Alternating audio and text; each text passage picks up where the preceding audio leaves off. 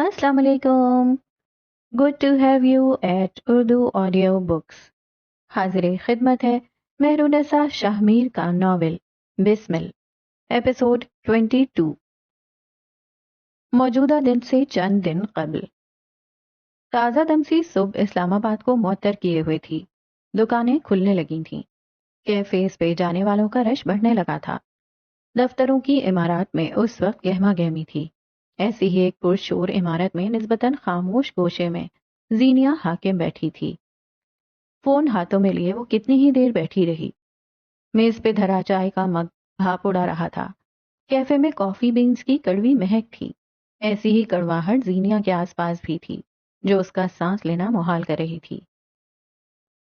सिर्फ एक कॉल। जीनिया, तुम ये कर सकती हो। बशर तुम्हारा दोस्त रहा है, तुम उसे सब बता सकती हो।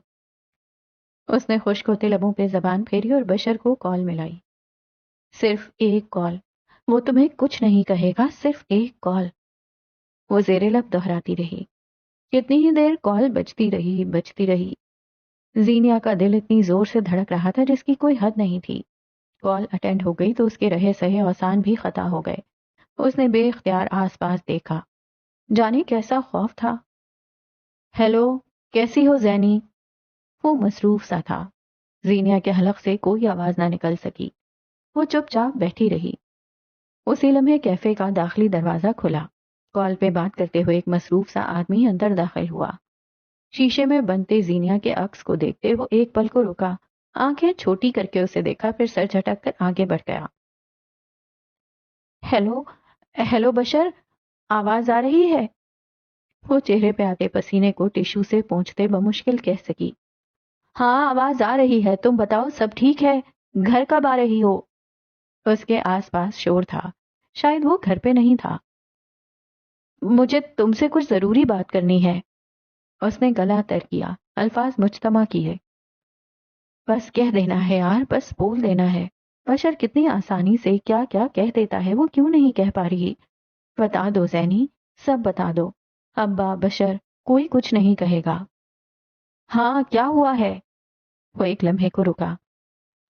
वैसे मैं भी बताना चाह रहा था कि कल बालाज ने अपने घर वालों को अच्छी खासी रकम भिजवाई है। मैंने ही निकलवा कर दी है। कह रहा था अगली दफा ज्यादा पैसे भेजेगा। मेरे सारे खर्चे खत्म होते जा रहे हैं। सारी हिम्मत हवा हो गई। वो लब काटते हुए बिल्कुल खामोश रह गई। वारिस्ता को अपना ऑर्डर नोट करवाता कैस गंभीर बिला इरादा उसी तरफ देख रहा था। जीनिया का एक एक तासुर उसकी आंखों में हिफ्स हो रहा था। शायद वो दूसरी तरफ कुछ कहना चाह रही है मगर कह नहीं पा रही। उसने खड़े खड़े अंदाजा लगाया। बशर, मुझे कुछ जरूरी बात करनी है। उसने एक बार फिर कोशिश की। वो उसे बता देगी कि बालाज पिछले माह ही सऊदी गया है। इससे पहले वो यहीं था। वो उसे बताएगी कि वो किस तरह अब्दुल्ला के हवाले से उस पर शक किया करता था और किस तरह उसे एयरपोर्ट पे मारा, कैसे उसने दूसरी शादी की। मुझसे कुछ छुपाना मत। ये बताओ, बालाज तुम्हें कोई रकम भिजवाता है? वो अब तफ्तीशी अंदाज में पूछ रहा था। जीनिया जवाब नहीं दे सकी। बशर एक फेरी टेल में जी रहा था। वो उसे कैसे वहां से निकाल कर ले आती। उसे अपने आसपास घुटन सी महसूस हुई। हाँ, लेकिन मसला ये नहीं है। मैं कुछ और बताना चाह रही थी। कॉफी का कप लेकर वो पलटा। उसका इरादा यहीं कहीं बैठ जाने का था, लेकिन जीनिया का सफेद पड़ता चेहरा देख वो उसी तरफ चला आया। उसे लगा था शायद ये वही लोग हैं जो जीनिया को नैन तारा के हवाले से तंग करते रहे हैं। क्या उसकी रिकॉर्ड मिटाने की सलाहियत कारगर साबित नहीं हुई? मुझे कुछ जरूरी बात करनी है, लेकिन मुझे ये नहीं समझ आ रहा कि शुरू कहाँ से करूं। कहीं से भी शुरू करो, लेकिन प्लीज बताओ, बाद में फिर सोचती रहोगी। एक और बात, बालाज अगले माह आ रहा है। उसने मुझसे रुखसती की बात की है। तुम्हें कुछ गलत नहीं लग रहा? तुम क्या कहती हो? वो बेखबर था, हद से ज्यादा बेखबर। जीनिया ने उसे बताने का इरादा तर्क किया। फिलहाल नहीं, प्लीज, अभी एक साल नहीं। मैं उसे समझ नहीं आया क्या कहे। बगैर कुछ भी कहे उसने कॉल काट दी और यही वो लम्हा था जब आसमानी रंग के सूट वाला मर्द उसके सामने कुर्सी खींचकर बैठा। वो जो सर हाथों में गिराने वाली थी उसे बैठते देखकर चौंक गई। बशर की दोबारा आती कॉल को नजरअंदाज किया। क्या उन्होंने दोबारा कॉल की है? उसने बगैर तमहीद के पूछा। किसने? तुम्हारे और मेरे दरमियान कितने राज हैं जो ड्रामा कर रही हो? ہمارے درمیان کوئی نزدیکی بھی نہیں، پھر کس کی اجازت سے یہاں آ کر بیٹھے ہو؟ وہ بگڑی۔ میرا دماغ نہ خراب کرو، قیس جھلایا۔ دماغ ہے تمہارے پاس؟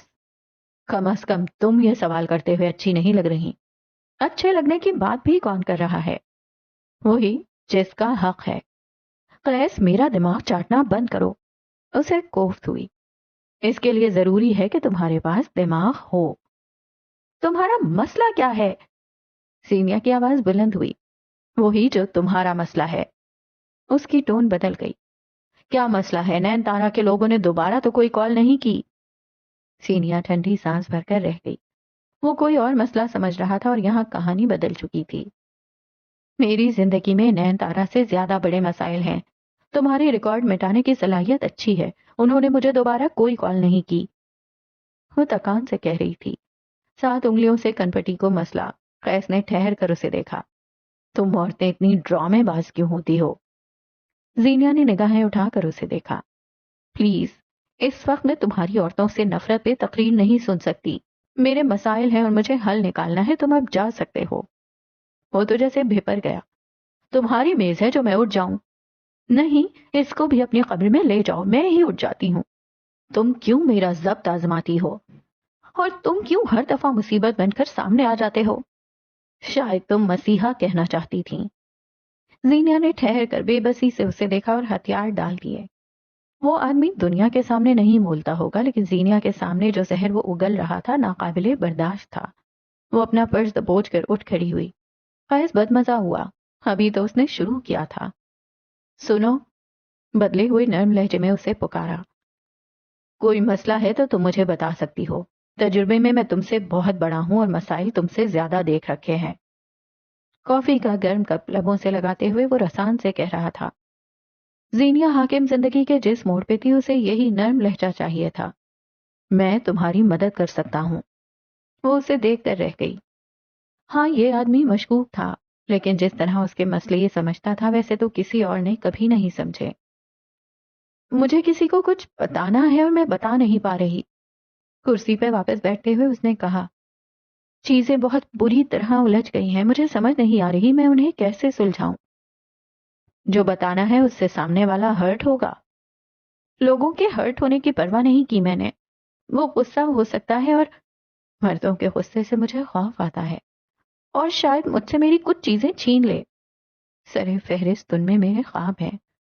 مجھے کچھ سمجھ نہیں آ رہا، کچھ بتاؤں تو کیسے؟ اپنے سارے حلوں سے ردی ہوتے نظر آئے۔ سیاہ آنکھ والے ڈیزائنر نے کافی کے 2 سے 3 گھونٹ بھرے، پھر تفصیل سے اسے دیکھا۔ شیشے کی دیوار میں ان دونوں کا عکس بن رہا تھا، بہترین، طاقتور، خوبصورت۔ ساری بات کا نچوڑ یہ ہے کہ اس وقت تم مسئلے میں ہو۔ میں مسئلہ نہیں پوچھوں گا کیونکہ میں ایک مہذب آدمی ہوں۔ حالانکہ اسے یقین تھا اسے مسئلہ بتایا نہیں جائے گا۔ تم کسی کو ایک مسئلہ سناؤ گی تو ظاہر ہے وہ رد عمل دے گا۔ اگر تم نے اس سے باتیں چھپائی ہیں تو وہ غصہ بھی ہو سکتا ہے، لیکن اس نے کپ میز پہ واپس رکھا۔ اگر کسی کو مسئلہ دو تو حل بھی دو۔ تمہارے پاس حل ہے؟ زینیا پہ مانو اوس پڑ گئی۔ وہ کئی لمحے ٹکٹکی باندھے اسے دیکھتی رہی۔ حل؟ کیا اس کے پاس حل تھا؟ بالکل نہیں۔ تمہارے پاس حل ہے؟ زینیا نے دھیرے سے نفی میں سر ہلایا۔ پھر اپنے لیے مشکلات نہ بڑھاؤ، جو جیسے چل رہا ہے ویسے چلنے دو۔ حل تلاش کرو اور پھر سامنے والے کو بتاؤ تاکہ اس کے پاس غصہ کرنے کا جواز نہ بچے۔ وہ کافی کا کپ چھوڑ کر اٹھ کھڑا ہوا۔ زینیا چپ چاپ میز کو گھور رہی تھی۔ اس کے پاس کہنے کو کچھ نہیں بچا تھا۔ قیس چند لمحے اس کے جھکے ہوئے سر کو دیکھتا رہا۔ کچھ سخت سست کہنے کا ارادہ کیا، وہ پہلے ہی پریشان لگ رہی تھی۔ وہ کچھ بھی کہے بغیر باہر نکل گیا۔ اس کے عقب میں زینیا کسی بھی انکشاف کا ارادہ ترک کر چکی تھی۔ اسے حل ڈھونڈنے تک انتظار کرنا تھا۔ موجودہ دن 1 دسمبر، آدھی چھٹی کا وقت تھا۔ گوادر اور گرلز کالج کی لڑکیاں کینٹین میں بیٹھی برگر اور چاٹ کے ساتھ انصاف کرتی دکھائی دے رہی تھیں۔ انہی لڑکیوں میں کونج بھی تھی۔ پلاسٹک کی سرخ میز کے گرد نیلی کرسیاں رکھی تھیں اور انہی کرسیوں پہ لڑکیوں کے ٹولے بیٹھے تھے۔ ہم 2 ماہ بعد کراچی جا رہے ہیں، کونج تم بھی ساتھ چلو نا؟ سونیا کی پیشکش پہ جہاں وہ گڑبڑائی تھی وہیں اسے اندازہ ہوا کہ وہ یہاں مس فٹ ہے۔ فریحہ، فرحین، کونج اور سونیا آج کل وہ چاروں کالج کا ہاٹ ٹاپک تھیں۔ اپنی پچھلی دوستوں سے کونج حاکم اس ایک ماہ میں کنارہ کر چکی تھی۔ وہ سادہ اور معصوم سی لڑکیاں تھیں اور کونج کے ساتھ پچھلے کئی وقت سے تھیں، اور کونج کو اپنی پچھلی ساری زندگی جھوٹ لگتی تھی۔ تباہی کے دہانے سے بچ کر آنے کی ایک اور تدبیر بھی ہوتی ہے، یوں محسوس کر لیں جیسے کچھ ہوا ہی نہیں۔ خود کو خوشیوں کے ایک فرضی بلبلے میں قید کر لیں اور یہ گمان رکھیں کہ آپ کے گرد حفاظتی دیواریں بن چکی ہیں، اور کونج اسی پر عمل کر رہی تھی۔ میں تمہارے ساتھ کیسے جا سکتی ہوں؟ ابا اجازت نہیں دیں گے، اس نے کہتے ساتھ کولڈ ڈرنک کا لمبا گھونٹ لیا۔ وہ اپنی گھبراہٹ چھپانا چاہ رہی تھی۔ کونج، ہر بات ابا اماں کی مرضی سے نہیں کرتے۔ تم نے بتایا تھا نا کہ نبیلہ باجی کراچی جا رہی ہیں، تم ان کے ساتھ چلی جاؤ، اچھی خاصی سلام دعا تو ہے۔ ابا میرا گلا دبا دیں گے، تم لوگ جاؤ نا، میرا جانا ضروری تو نہیں ہے۔ اس نے موضوع بدلنا چاہا۔ تمہارا جانا ہی تو سب سے زیادہ ضروری ہے، فریحہ مانا خیزی سے بولی، پھر آگے کو ہو کر اپنی آواز سرگوشی جتنی ہلکی کر لی۔ کراچی کے سب سے بڑے اسپتال میں میرے انکل ڈاکٹر ہیں، جانتی ہو انہوں نے مجھے کیا بتایا ہے؟ انہوں نے بتایا ہے کہ اب ان کے اسپتال میں ایک ایسے ڈپارٹمنٹ کا اضافہ ہوا ہے جو کہ لوگوں کو خوبصورت بنا دیتے ہیں۔ کیا تمہیں خوبصورت نہیں بننا؟ میں اپنے نقوش سے خوش ہوں، میں انہیں بدلنا نہیں چاہتی۔ فریحہ کا جی چاہا تھا اپنا سر پیٹ لے۔ کون کہہ رہا ہے کہ نقوش بدل لو؟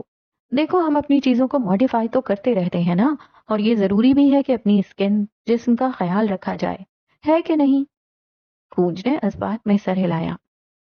تو پھر ہوگا یہ کہ وہاں جا کر وہ لوگ تمہیں کچھ دن کے لیے وائٹننگ انجیکشنز لگائیں گے، جس سے تمہارا رنگ گورا ہو جائے گا، وہ بھی ہمیشہ کے لیے۔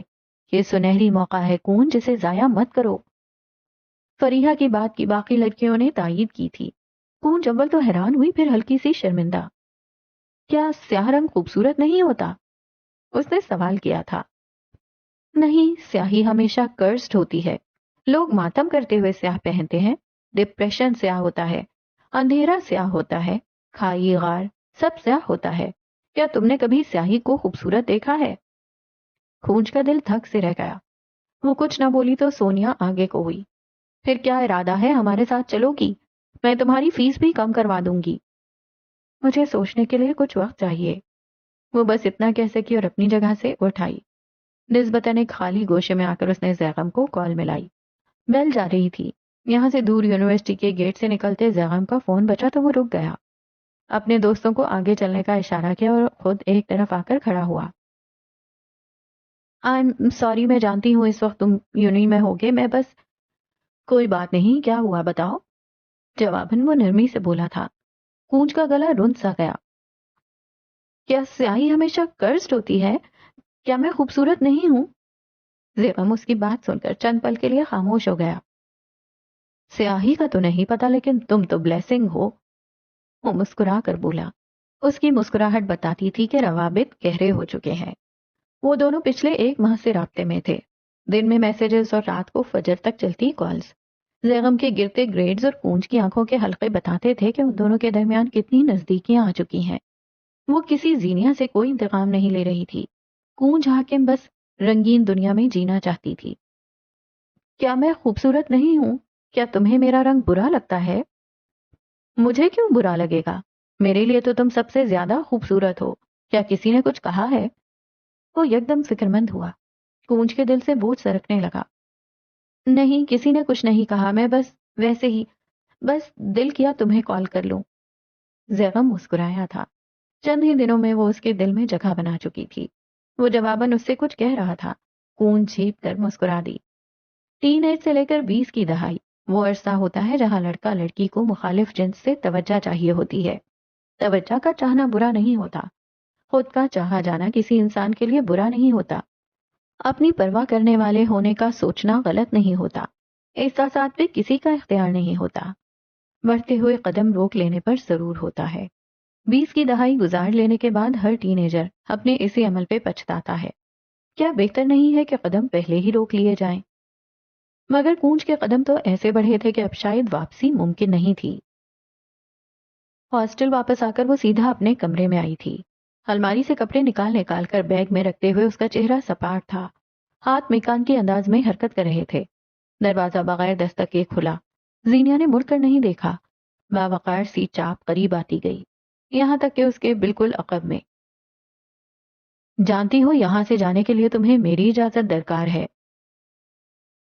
میں آپ کی ساکھ کو پہلے ہی بہت ڈیمیج کر چکی ہوں۔ آپ اچھی ہیں، آپ کی شکر گزار ہوں، لیکن اب مزید آپ کو تکلیف نہیں دوں گی۔ میں گوادر واپس جا رہی ہوں۔ اس کا لہجہ اب بھی سپاٹ تھا۔ پورے 1 ماہ کی پڑھائی ضائع کر چکی ہو، اب مزید کتنی کرو گی؟ وہ خاموشی سے بیڈ پر بیٹھ گئیں۔ زینیا کے دل میں ہوک سی اٹھی تھی۔ بالاج نے کس بری طرح اس کے خواب روندے تھے۔ جو ضائع ہونا تھا ہو گیا ہے، مزید ہوا تو کوئی فرق نہیں پڑے گا۔ میں کچھ وقت کے لیے اپنے گھر جاؤں گی اور واپسی پر اپنے رہنے کے لیے کوئی اور جگہ ڈھونڈ لوں گی۔ میری وجہ سے آپ کو فکر کرنے کی ضرورت نہیں۔ کیا تم واقعی خود کو اتنا عظیم سمجھتی ہو زینیا حاکم نواب؟ بوڑھا لہجہ زمانہ شناس تھا۔ تمہیں واقعی لگتا ہے تمہارا یہ فرار میرے لیے ہے؟ زینیا کے حرکت کرتے ہاتھ تھم گئے۔ تم جا رہی ہو کیونکہ تم یہاں کسی سے نظر نہیں ملانا چاہتی۔ تمہیں لگتا ہے ہر کوئی تمہارا مذاق اڑائے گا۔ میں سمجھ سکتی ہوں۔ جب تباہی ہمارے اندر ہو پھر ساری دنیا سامعین ہی لگتی ہے۔ انسان کی سائیکی ہے۔ اگر اسے کچھ ہوا ہو یا اس کے ساتھ کچھ ہوا ہو تو اس کے دل کے اندر ایک چور آ جاتا ہے جو اسے بتاتا ہے کہ ساری دنیا اسی کی بات کر رہی ہے، ساری نظریں اسی پہ تو ہیں، حالانکہ ایسا نہیں ہوتا۔ وہ اپنی جگہ سے اٹھیں، زینیا کا بازو پکڑ کر اسے بیلکنی کے قریب لائیں۔ یہاں سے سڑک نظر آتی تھی، اگر دائیں جانب جھانکو تو ہاسٹل کا لان بھی۔ See it's like just another day. کچھ بھی نہیں بدلا زینیا، جو بدلا ہے تمہارے اندر بدلا ہے۔ لوگ بھول جاتے ہیں، انہیں یاد ہم دلاتے ہیں۔ ہمارے اندر کا گلٹ، ہمارا بار بار کا ذکر، ہماری عدم توجہی، ہمارا فرار، یہ سب انہیں یاد دلاتا ہے کہ ہمارے ساتھ کچھ برا ہو چکا ہے، ورنہ ہم کسی کے لیے اتنے اہم نہیں ہیں کہ کوئی ہمیں کئی ہفتے اور مہینے یاد کرتا رہے۔ زینیا یکٹک لان میں بیٹھی لڑکیوں کو دیکھ رہی تھی۔ انہیں کہاں پرواہ تھی کسی زینیا کی؟ جب مجھے گھر سے نکالا گیا تھا تب میرے لیے کوئی نہیں آیا تھا۔ تم خود کے ساتھ بے رحم مت بنو۔ انہوں نے آہستگی سے اس کا کندھا تھپکا۔ کیا آپ مجھے کرس نہیں سمجھتی؟ اور اگر نہیں تو اس رات آپ نے مجھے تھپڑ کیوں مارا تھا؟ زینیا مڑی نہیں، وہ اب بھی باہر دیکھ رہی تھی۔ کئی لمحے افروزہ بیگم کی کوئی آواز نہ نکل سکی۔ کیونکہ اگر کئی سال پہلے کوئی مجھے تھپڑ مار دیتا تو میں حقیقت تسلیم کر لیتی، میں آج بھی گریف کے پہلے درجے پہ نہ اٹکی ہوتی۔ زینیا نے مڑ کر انہیں دیکھا، ان کی آنکھیں سرخ پڑ رہی تھیں۔ اس روز مجھے تمہاری فکر تھی، میں نے مہدی سے تمہاری خاطر مدد مانگی، میں پولیس کو انوالو کر سکتی تھی، میں تمہارے بھائی اور شوہر کو کال کر سکتی تھی، لیکن میں نے نہیں کی۔ مہدی نے مجھے بتایا کہ تم ٹرامیٹک ہو، میں بس تمہیں ہوش میں لانا چاہتی تھی تاکہ مجھ سے نہ سہی، مہدی سے نہ سہی، شیزل سے سب کہہ دو۔ زینیا خاموشی سے انہیں دیکھتی رہی، اسے اب ان کی سچائی اور اچھائی کا اعتبار نہیں تھا۔ وقت لو، حالات سے لڑو اور کھڑے ہونا سیکھو، وہ کہہ کر باہر نکل گئیں۔ اسی لمحے زینیا کا موبائل زور زور سے تھر تھرانے لگا۔ وہ سست روی سے چلتی ہوئی آئی اور موبائل اٹھا کر دیکھا، ابا کالنگ۔ زینیا جہاں تھی وہیں تھم گئی۔ وہ ابا سے کیا بات کرے گی اور ابا اسے کال کر کیوں رہے تھے؟ وہ جب سامنے ہوتے تھے تو ان کی بات تو تب بھی ضرورت کے تحت ہی ہوتی تھی۔ فون بج بج کر تھک گیا۔ زینیا دھیرے سے بیڈ کے ساتھ لگتی زمین پر بیٹھ گئی۔ کال دوبارہ آنے لگی تھی، اب کہ اس نے مرے مرے ہاتھوں سے فون اٹینڈ کیا۔ ہیلو، کیا حال ہے؟ میں ٹھیک ہوں، آپ کا کیا حال ہے؟ اس نے اٹک اٹک کر جملہ مکمل کیا۔ آنکھیں پتہ نہیں کیوں بھر آئی تھیں۔ ابا اس کے پاس بیٹھے نرمی سے بات کریں، یہ تو اس کی وہ خواہش تھی جس کا اظہار اس نے کبھی خود سے بھی نہیں کیا تھا۔ بالاج سے بات ہوتی ہے؟ اس کی کال آئی تھی مجھے، کہہ رہا تھا تم ٹھیک سے بات نہیں کرتی۔ ابا بظاہر سرسری سا لہجہ اپنائے ہوئے تھے، مگر زینیا کو اپنی ریڑھ کی ہڈی میں سنسنی سی محسوس ہوئی۔ یعنی وہ اپنی ساکھ درست کر رہا تھا تاکہ اگر زینیا اپنے گھر میں طلاق کا بتائے تو کم از کم بالاج کی ساکھ خراب نہ ہو۔ ماضی ختم ہو چکا ہے زینی۔ ابا کا لہجہ آپ کے بے لچک ہوا۔ بہتر ہوگا اس ماضی سے نکل آؤ جس نے تمہیں بس تباہی دی تھی۔ تو مجھ سے عبداللہ کی بات کرتی ہو، وہ جو جا چکا ہے؟ وہ رو پڑی۔ اب کے آنسوؤں پہ بس نہ چلا۔ ابا اتنے ظالم کیسے ہو سکتے تھے؟ بالاج اتنا جھوٹا کیسے ہو سکتا تھا؟ اب جو ہے وہ بالاج ہے، اس کے ساتھ نباہ کرو زینی، ورنہ تم ابھی اپنے باپ کو نہیں جانتی۔ اور اگر اس نے میرے ساتھ کچھ برا کیا تو آپ میری طرف رہیں گے ابا؟ اس نے بمشکل اپنی آواز نارمل رکھی۔ وہ اگر برا بھی کرے تو صبر کرو۔ ان بیویوں کی عزت ہوتی ہے جو صابر رہتی ہیں، ان بیویوں کا مقام ہوتا ہے جو شوہر کے عیب ڈھانپ لیتی ہیں۔ تم اچھی بیٹی تھی، اب اچھی بیوی بننا۔ وہ ایک پل کو رکے۔ مجھے یقین ہے تم میری امیدوں پر پوری اترو گی۔ اور کال کٹ گئی۔ ابا نے ہمیشہ اپنی کہی تھی۔ وہ پوچھنا چاہتی تھی، اماں نے تو ساری زندگی ان کی عزت کی، صابر رہیں، پھر عمر کے اس حصے میں بھی ابا ان کی عزت کیوں نہیں کرتے؟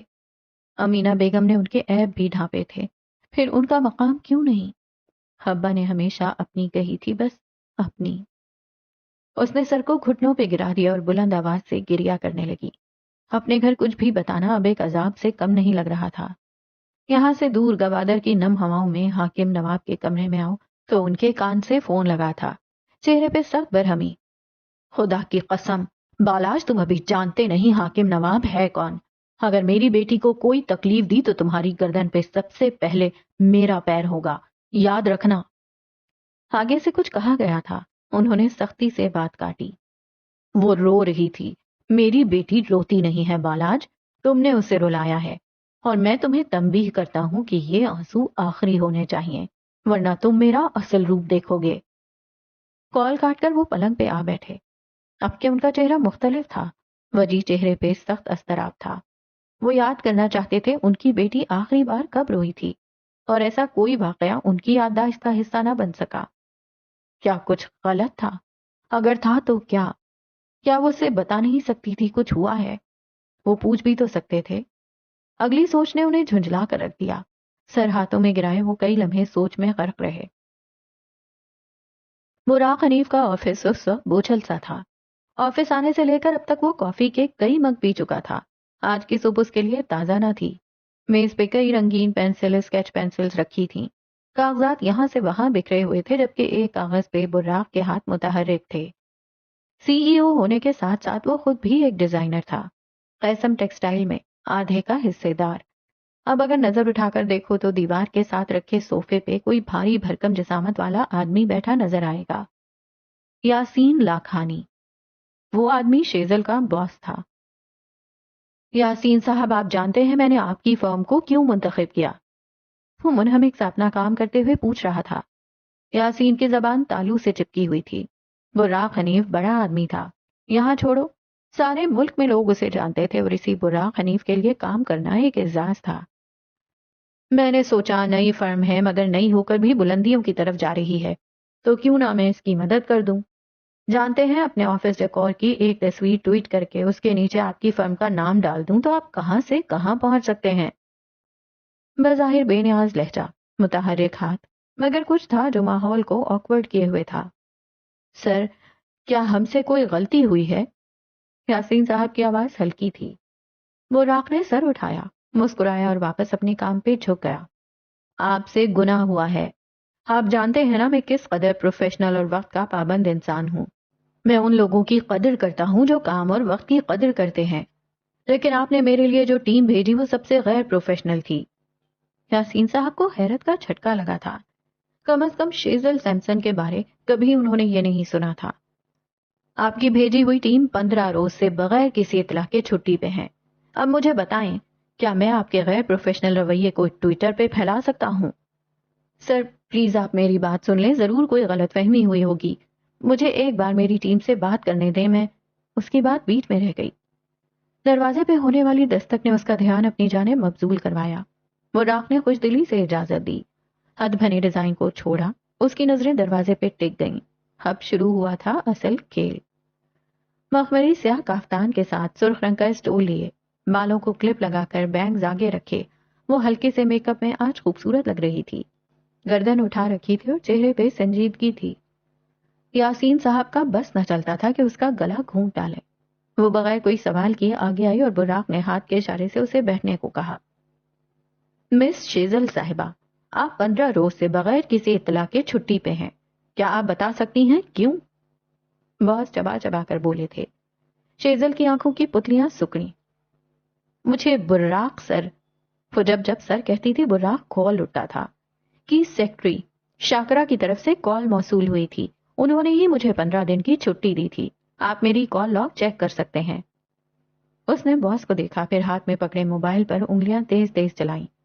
بالآخر ایک کال لاگ نکال لیا اور براق کے آگے کیا. براق نے اس کا موبائل لیا اور کال لاگ آگے پیچھے کرنے لگا. ذرا دیکھوں تو کس کس سے باتیں کرتی ہے. شیزل نے جھپٹ کر اپنا موبائل واپس لیا تھا. یاسین صاحب کو ان دونوں کے درمیان ٹینشن نظر آئی. براق نے فون اٹھایا اور کال ملائی. تھوڑی دیر میں اس کی سیکرٹری بھی آفس میں تھی. شیزل کا موبائل اس کے ہاتھ میں تھا. لیکن یہ تو میرا نمبر ہے ہی نہیں، وہ سنجیدگی سے بولی. اور اگر ہوتا بھی تو مس شیزل، آپ تب تک یقین کیسے کر سکتی ہیں؟ آپ کو اپوائنٹمنٹ لیٹر ملا تھا نا، تو جب آپ کو چھٹی دی جاتی تب بھی آپ کو ایک کاغذ پہ یقین کرنا تھا. کسی کے ذاتی نمبر سے آئی کال پہ کیا آپ کی فرم یقین کر لیتی ہے؟ حب کے شاکرہ نے معصومیت سے کہا تھا. شیزل نے براق کو دیکھا. وہ لوگوں سے امید نہیں رکھتی تھی، مگر دور کہیں اسے لگا تھا شاید براق اس کی طرف ٹھہرے. ہر مصیبت، ہر مشکل میں وہ نظر اٹھا کر اسے دیکھتی ضرور تھی، مگر کم بخت نظریں پھیر لینے میں ماہر تھا. فرم کی ساکھ آپ کی وجہ سے برباد ہو رہی ہے مس شیزل، آپ اس بارے میں کچھ کہیں گی؟ یاسین صاحب درستی سے بولے تھے. شیزل کو بے اختیار سبکی کا احساس ہوا. انتہائی غیر پروفیشنل اور بچکانہ رویہ اختیار کیا ہے آپ نے. آپ ایسا کیسے کر سکتی ہیں؟ آپ کو معلوم ہے ہمارا کتنا نقصان ہو سکتا تھا. اپنی ساری زندگی کی تنخواہ سے بھی بھرپائی نہیں کر سکتی آپ. اگلے چند منٹ وہ اسے بہت کچھ بولتے رہے تھے.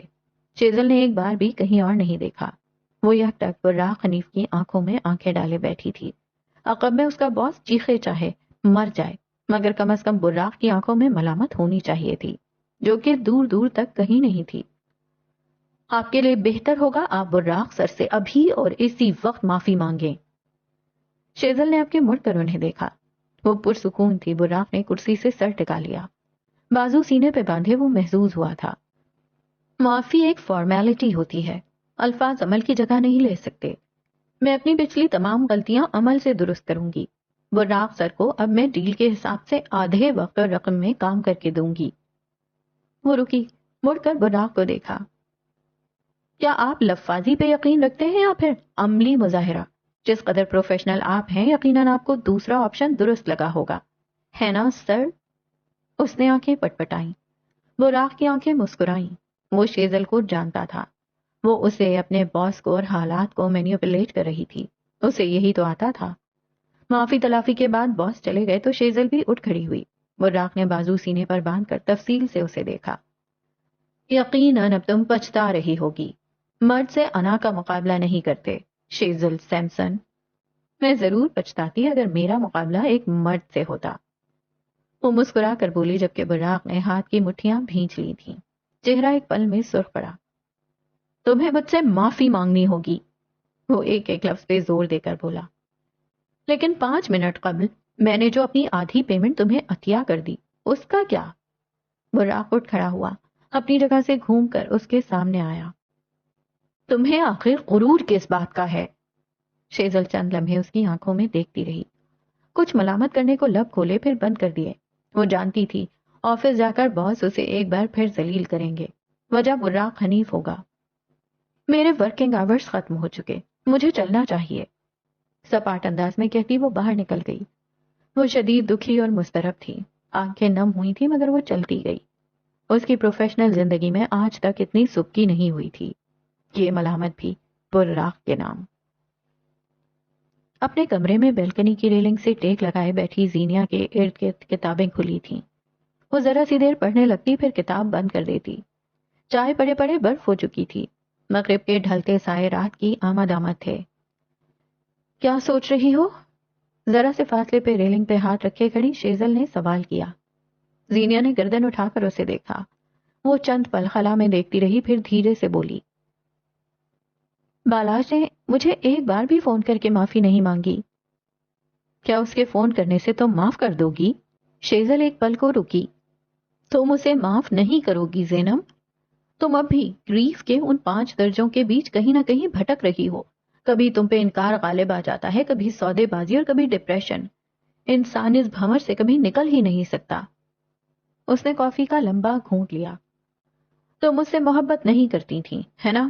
لیکن تم نے اسے اپنا ڈھیر سانا سونا اٹھا کر دے دیا. حالانکہ تم اپنے باپ کے لیے بھی اتنی ایفرٹس نہیں کرتی، پھر اس کے لیے کیوں؟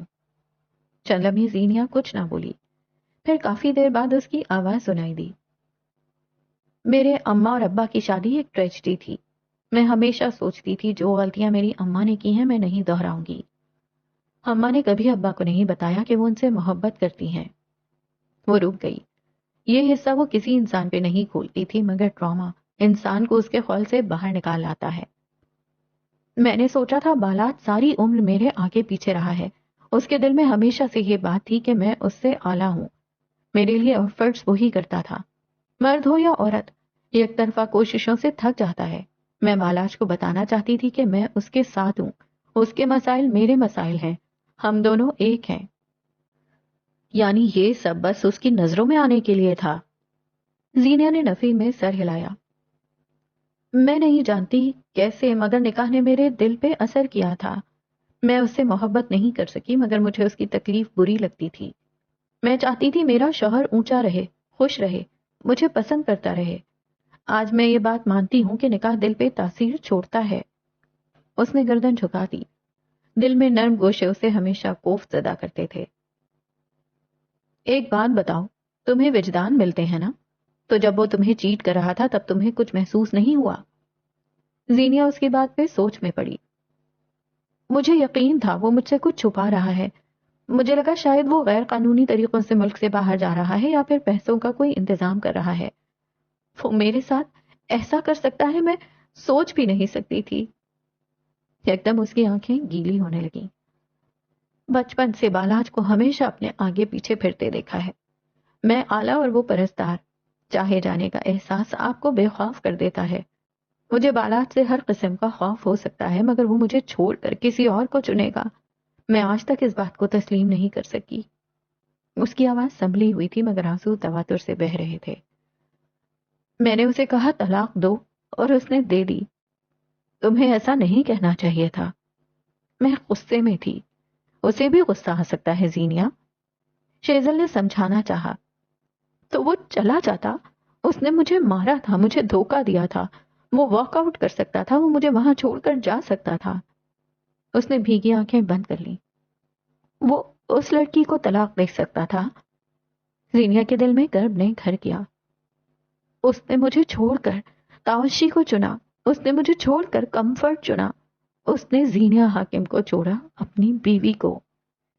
بری طرح روتے ہوئے اس کی ہچکی بن گئی تھی۔ اس نے مجھے تباہ کر دیا۔ نہ میں پڑھ سکتی ہوں، نہ میں کچھ کر سکتی ہوں، نہ مجھے دنیا اچھی لگتی ہے، نہ دین۔ 0 پوائنٹ پہ آ گئی ہوں میں۔ مجھے نہیں معلوم میں یہاں سے کہاں جاؤں۔ شیزل اس کے قریب آ بیٹھی۔ زینیا روتے ہوئے کہتی رہی، میں اپنے گھر میں کچھ نہیں بتا سکتی، ورنہ ابا میرا قتل کر دیں گے۔ بشر مجھ پہ یقین نہیں کرے گا، اگر کر لیا تو اس کا اپنا گھر تباہ ہوگا، میں پورے خاندان کے لیے قرض بن جاؤں گی۔ میں کیا کروں، کہاں جاؤں؟ شیزل نے دھیرے سے اسے خود سے لگایا اور ہولے ہولے اس کا سر تھپکنے لگی۔ میں نے اس کی ہر بات مانی، میں نے اماں کی مانی، میں نے لوگوں کی بھی مانی، ہر طرح سے شادی بچانی چاہی۔ آخر میرا قصور کیا تھا؟ وہ پھٹ پڑی تھی۔ بس نہ چلتا تھا کہ زور زور سے اپنے سینے پہ ہاتھ مارے۔ شیزل نے اسے خود سے جدا کیا، اس کے ہاتھ پکڑے اور اس کی آنکھوں میں دیکھا۔ ہر شادی کسی قصور کی وجہ سے نہیں ٹوٹتی۔ ہر شادی میں ایک برا ایک اچھا نہیں ہوتا۔ ہر شادی میں ایک سیاہ اور دوسرا سفید نہیں ہوتا۔ کچھ شادیوں کا ٹوٹنا وقت ہوتا ہے۔ اس نے ایک ایک لفظ توڑ کر ادا کیا اور زینیا ایک پل کے لیے ہل نہ سکی۔ اس روز ایئرپورٹ پر وہ بیلا کو بھی تو طلاق دے سکتا تھا، لیکن وہ طلاق تمہارے وقت میں لکھی تھی۔ تم قرض نہیں ہو، بالاج برا یا اچھا نہیں ہے۔ تمہاری شادی کا ٹوٹنا ڈیسٹینی تھا۔ تم دونوں میں کوئی اچھا یا برا نہیں تھا، تم دونوں مس میچ بھی نہیں تھے، تم دونوں کے درمیان وقت برا تھا۔ ورنہ بالاج وہی ہے جس نے ایک منگنی ٹوٹنے کے بعد بھی تم سے شادی کی، جس نے شادی کے بعد تمہیں آسائشات دینی چاہیے۔ تم وہی ہو جس نے اپنا ڈھیر سارا زیور اسے دے دیا، جس نے اسے 1000 دفعہ معاف کیا تھا۔ زینیا ٹکر ٹکر اس کا چہرہ دیکھتی رہی۔ اب سے تم خود کو قصور نہیں دو گی، کچھ بھی تمہاری وجہ سے نہیں ہوا۔ اپنے گھر پہ بات کرو، انہیں بتاؤ۔ ابا مجھے جان سے مار دیں گے۔ زینیا نے خوفزدہ ہو کر اپنے ہاتھ چھڑوائے۔ شیزل نے سختی سے اس کے ہاتھ دوبارہ پکڑ لیے۔ اپنے ابا کو بتاؤ اس سے پہلے کہ بالاج بتا دے. جو پہلے آتا ہے مظلوم وہی بنتا ہے. شادی ٹوٹ چکی ہے، اب جو جتنا مظلوم اتنا بے قصور. سب سے پہلے اپنے بہن بھائیوں کو بتاؤ، اس کے بعد اماں ابا کو. اوکے؟ بتانے سے کیا ہوگا؟ ابا مجھے واپس بلا لیں گے، لوگ مجھ پہ ہنسیں گے، میں سب کے لیے تماشا بن جاؤں گی. تو مجھے بتاؤ، کیا میرے لیے کوئی سیف راستہ ہے؟ شیزل نے اب کے اس کے ہاتھ چھوڑے. یہاں اس پوائنٹ پہ میں واقعی نہیں جانتی تمہیں کیا کرنا چاہیے، کہاں جانا چاہیے. طلاق ایک بہت بڑی تباہی ہے. کاش کوئی اس کے بعد کسی کو آباد رہنا سکھا سکتا. شیزل اس کے ساتھ نیچے بیٹھ گئی. زینیا کا دل خوف سے بھر چکا تھا. ابا اس کی نہیں سنیں گے، انہوں نے آج تک نہیں سنی تھی. بشر اس کی وجہ سے اپنا گھر خراب کرے گا، خاندان والے اس کی باتیں کریں گے، اور بالاج وہ اس کے بغیر ایک دوسری عورت کے ساتھ خوش ہے. مرد کے حصے میں ہمیشہ کم مصائب کیوں آتے ہیں؟ اگلے کچھ دن عجیب سی بے کلی میں گزرے تھے. آج صبح 10 بجے کے بعد زینیا باہر نکل آئی. یونیورسٹی سے اس کا آف تھا اور اسے دوبارہ اسی فوٹوگرافی برانڈ سے ٹرائل کی کال آ چکی تھی جہاں اس نے اپنی سی وی بھیجی تھی. سی وی بھیجنے اور انٹرویو دینے سے قبل اسے معلوم نہیں تھا کہ قیسم کا مالک قیس کمبیر ہے، اور اگر ہے بھی تو سی ای او کا ایک فوٹوگرافر سے کیا تعلق؟ شیزل کی چھوٹی گاڑی اسلام آباد کی سڑکوں پر دوڑ رہی تھی. زینیا پیسنجر سیٹ پر بیٹھی تھی. نظریں باہر بھاگتی دوڑتی زندگی پر جمی تھی. اچانک اس نے گردن موڑ کر شیزل کو دیکھا. قیسم ملک کا بہت بڑا فیشن برانڈ ہے نا؟ پھر مجھے منتخب کر لینے کا مقصد؟ میں نے تو آج تک کہیں کام بھی نہیں کیا. کافی دن بعد اس کی شکی روح باہر نکلی تھی. شیزل کو اچھا لگا تھا. قیسم میں کبھی بھی آپ سے ورک ایکسپیرینس نہیں مانگا جاتا، نہ وہاں سفارش پہ کام ملتا ہے. بس آپ کے پاس ٹیلنٹ ہونا چاہیے. یوں سمجھ لو قیسم کی ٹیم جوہری ہے، ہیرے تلاش کر لیتے ہیں. اس نے کہتے ساتھ موڑ کاٹا.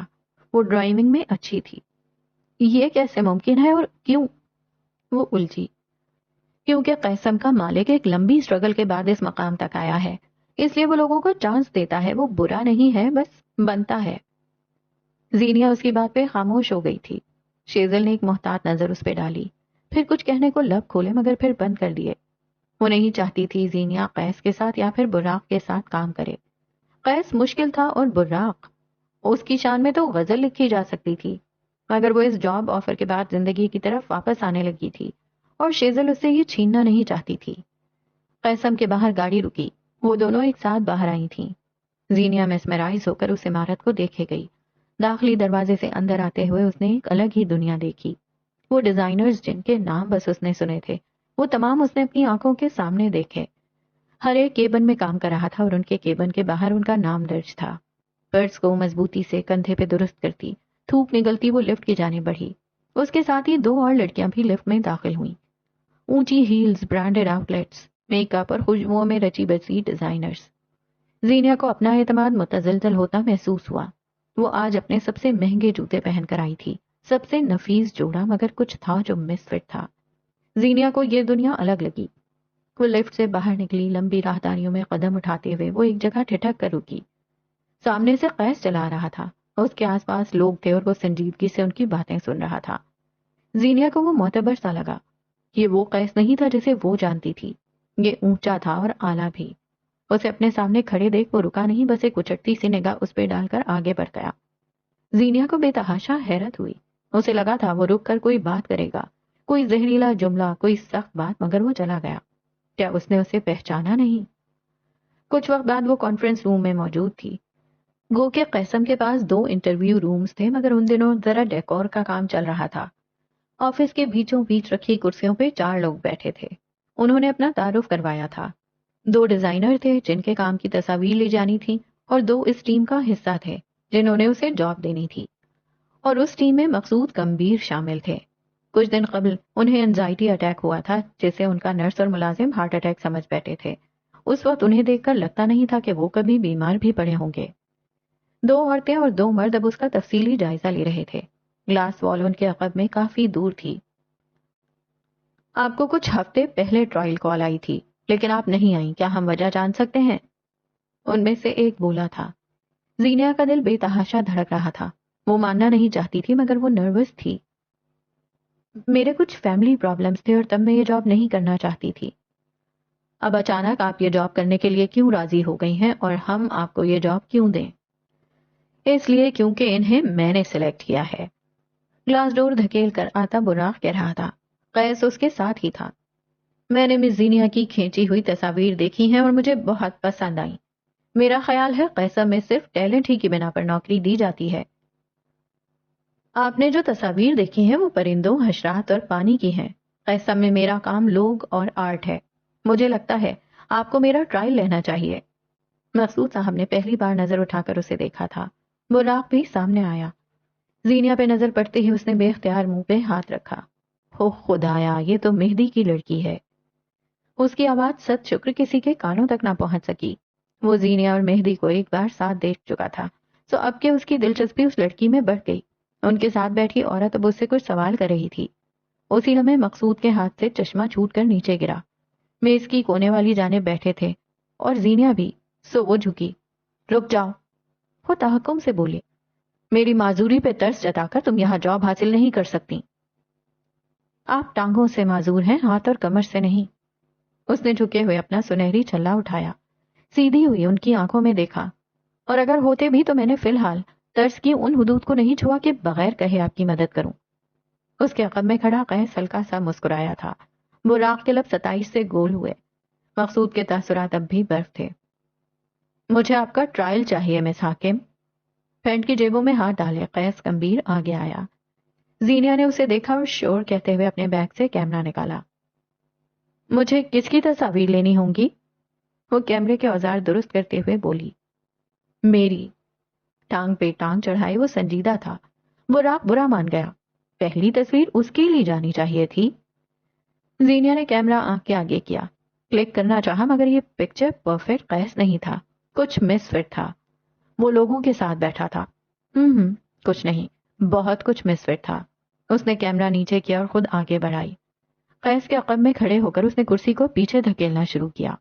پاور چیئر کے چھوٹے ٹائر مددگار ثابت ہوئے اور کرسی کھنچتی چلی گئی۔ گلاس وال کے بالکل قریب آ کر اس نے کرسی کا رخ ترچھا کر دیا۔ مقصود باقاعدہ گردن موڑ کر اسے دیکھ رہے تھے۔ باقی سب بھی دلچسپی سے اسے دیکھ رہے تھے۔ وہ اب واپس اپنی جگہ پر آ گئی تھی۔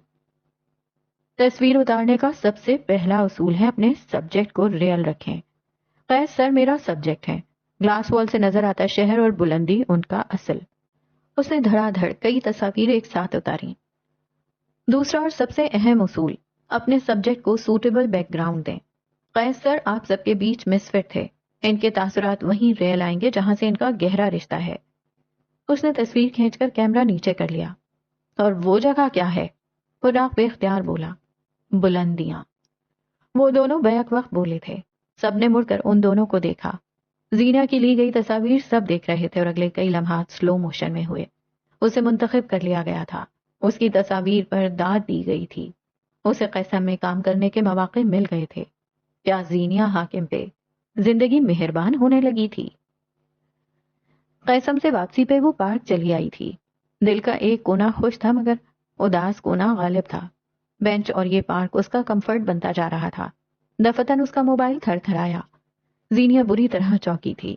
ہر آہٹ، ہر فون کال اسے ڈرا دیتی تھی۔ بالاج کی واپسی کا خیال پختہ ہونے لگتا تھا۔ ویئرڈو کالنگ کے الفاظ جگمگائے تو اس نے فون کان سے لگا لیا۔ کیا ہم تھوڑی دیر کے لیے مل سکتے ہیں؟ نہ سلام، نہ دعا، نہ تمہید، وہ سیدھا مدعے پہ آیا تھا۔ میں ہاسٹل کے پاس پارک میں ہوں، سپاٹ انداز میں کہہ کر اس نے کال ختم کر دی۔ تھوڑی دیر بعد سرمئی سویٹر کے ساتھ سیاہ پینٹ پہنے وہ دور سے آتا دکھائی دیا۔ کیا تم ٹھیک ہو؟ اس کے قریب رک کر نرمی سے پوچھا۔ میری طلاق کی وجہ پوچھنے آئی ہیں تو نہیں بتاؤں گی، تسلی اور دلاسے کی مجھے ضرورت نہیں، ہاں البتہ تم ٹھیک ہو زینیا حاکم، اس نے دہرایا۔ زینیا نے لب بھینچ لیے، رخ موڑ لیا۔ مہدی اس سے فاصلے پہ بینچ کے دوسرے سرے پر بیٹھ گیا۔ میں یہ نہیں کہوں گا کہ میں تمہیں سمجھ سکتا ہوں، میں یہ بھی نہیں کہوں گا کہ بھول جاؤ، آگے بڑھو۔ میں تمہیں کوئی مشورہ نہیں دوں گا کیونکہ میں تمہاری جگہ پہ نہیں ہوں۔ میں بس تم سے پوچھوں گا، ٹھیک ہو زینیا حاکم؟ ٹھیک ہونا کیا ہوتا ہے؟ زینیا نے گردن موڑ کر اسے دیکھا تھا۔ کوئی ایک غم تمہاری دوسری خوشی پر حاوی نہ ہونا، یہ ٹھیک ہونا ہے۔ زینیا سن رہ گئی۔ وہ اسے اتنے اچھے سے جان گیا تھا کیا؟ اپنے مسائل اس انسان کے ساتھ بانٹنا جس کے پاس واقعی حل ہوگا، جس نے ہمیشہ حل دیے ہیں، یہ ہوتا ہے ٹھیک ہونا۔ اس کی آنکھوں کے آگے بشر کا چہرہ تھا، اس کا بھائی، اس کا دوست۔ ہونی سے ڈرنا اور اس ڈر کی وجہ سے اپنے ساتھ ہوا ظلم چھپا لینا، جانتی ہو نا جھوٹ کیا کیا تباہ کر سکتا ہے۔ کیا وہ جانتا تھا زینیا نے اپنے گھر پہ کچھ نہیں بتایا؟ مجھے اس سے چھپانا ہوگا کیونکہ اس کے بعد میری موت آئے گی۔ آج کے زمانے میں طلاق عام ہو چکی ہے، تم اتنا کیوں ڈر رہی ہو؟ زمانہ بدل چکا ہے۔ ٹویٹر اور انسٹاگرام والوں کے لیے بدلا ہوگا، ہمارے لیے طلاق آج بھی قرض ہے۔ ہمارے ہاں طلاق ایک لڑکی کو نہیں پورے خاندان کو ہوتی ہے۔ اس کی آنکھیں سرخ ہونے لگی تھیں، ہاتھوں کی نسیں پھول گئی تھیں۔ میری ٹراما اور انسیکیورٹیز کی ماری بہن کا رشتہ ٹوٹ جائے گا۔ کیا پتا وہ پہلے ہی اس رشتے سے ناخوش ہو۔ میرا بھائی بہت مشکل سے زندگی کی طرف لوٹا ہے، میں اس کا گھر تباہ نہیں کر سکتی۔ کیا معلوم وہ اتنا میچور ہو کہ معاملہ سنبھال لینا جانتا ہو۔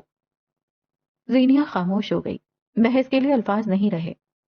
میں تمہارے ساتھ مخلص ہوں، میں چاہوں گا کہ تم حالات کا مقابلہ کرو کیونکہ یہی تمہارا اصل ہے۔ اس وقت تم اس کبوتر کی مانند ہو جو بلی کو دیکھ کر آنکھیں موند لیتا ہے۔ موت پھر بند آنکھوں سے گر کر بھی ہو سکتی ہے اور بلی کے کھا جانے سے بھی۔ یہ تم پہ منحصر ہے کہ اپنے لیے کون سی موت چنتی ہو۔ فورڈ کھڑا ہوا، اس کی آنکھیں فکر مند تھیں۔ میں تمہارے ٹھیک ہو جانے کا انتظار کروں گا۔ زینیا نے آنکھیں اٹھا کر اسے دیکھا۔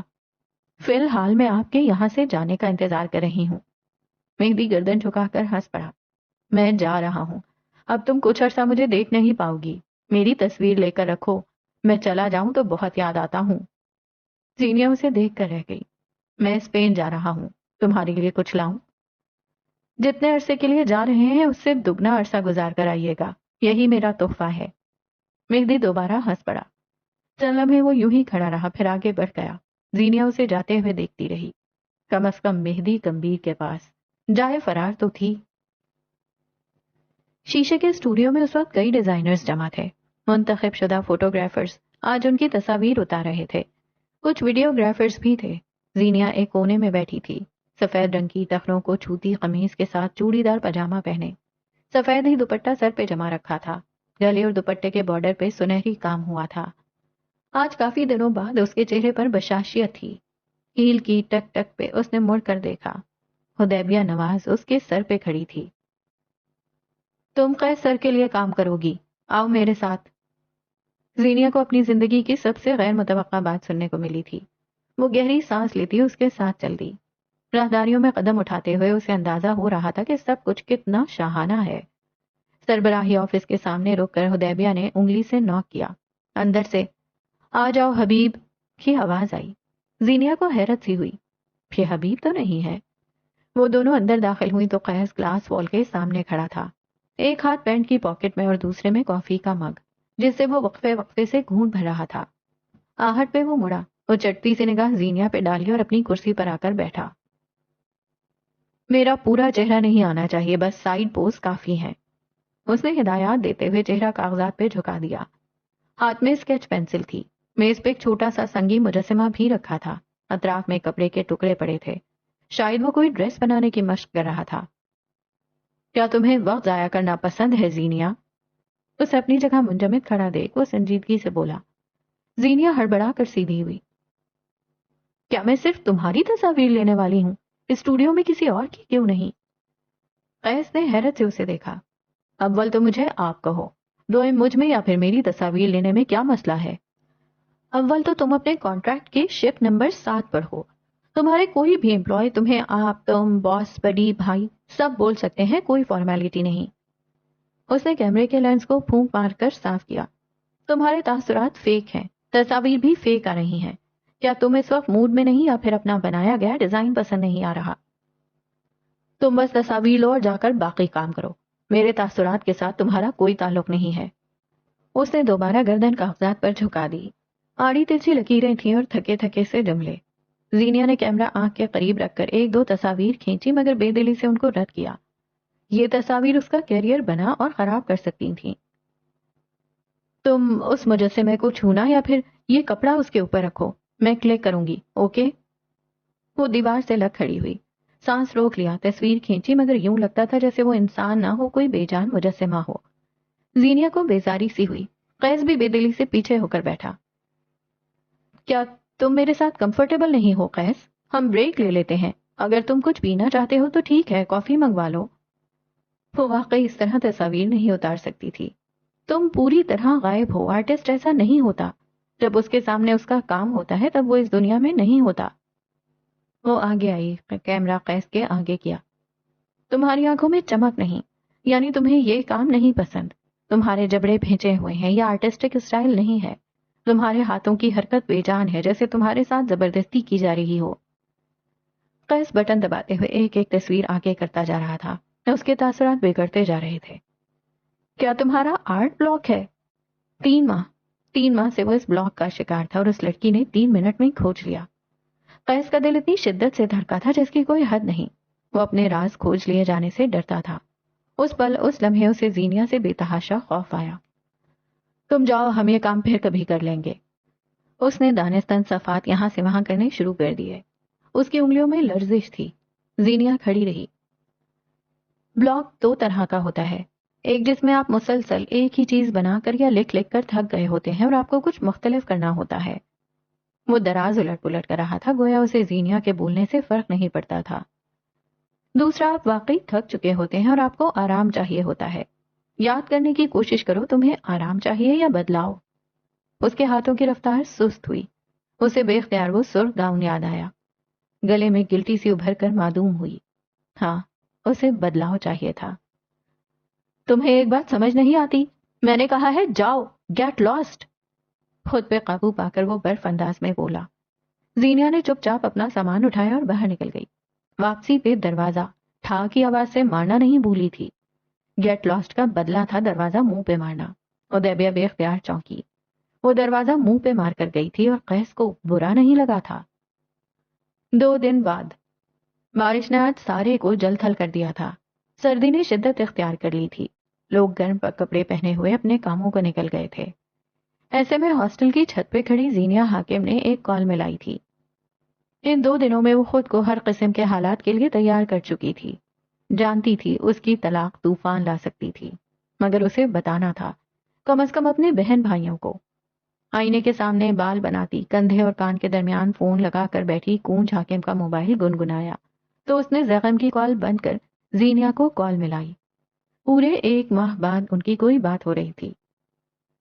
تمہارا نمبر بزی آ رہا تھا، اتنی لمبی بات کس سے کر رہی تھی؟ مجھے چھوڑو، تم بتاؤ بالاج بھائی کیسے ہیں؟ کل رات میں نے میسج کیا تھا انہیں، کہہ رہے تھے زینی ان سے ناراض ہے، کوئی جھگڑا ہوا ہے کیا؟ ایک اور بات، ابا اسلام آباد آئے ہیں، تم مل گئی ان سے؟ یہ مختلف گونج تھی، اس کے لہجے میں کھنک سی تھی جیسے وہ بہت خوش ہو۔ زینیا نے ہمت مجتمع کی، الفاظ ذہن میں ترتیب دیے۔ گونج، اگر میں اور بالاج، اگر ہم دونوں کبھی الگ ہونا چاہیں، میرا مطلب ہے اگر ہماری کبھی نہ بن سکے تو تم تو ویسے بھی زیغم سے رشتے پر راضی نہیں ہونا؟ دوسری طرف سے سناٹا چھا گیا۔ کونج نے اپنے دل کو رکتا محسوس کیا۔ میں زیغم سے محبت کرتی ہوں زینی۔ اس کی آواز ہلکی تھی، بے حد ہلکی۔ جس دن اس کی اور میری منگنی کو تمہاری یا بالاج کی وجہ سے کچھ ہوا، میں اپنے ہاتھوں سے اپنی جان لے لوں گی۔ زینیا کی سماعتیں سن ہو گئیں، فون پہ اس کی گرفت ڈھیلی پڑی۔ جب تم مجھے یہاں چھوڑ کر گئی تھی تب سے زخم میرے ساتھ ہے، محبت کو میرے لیے قرض نہ بنانا۔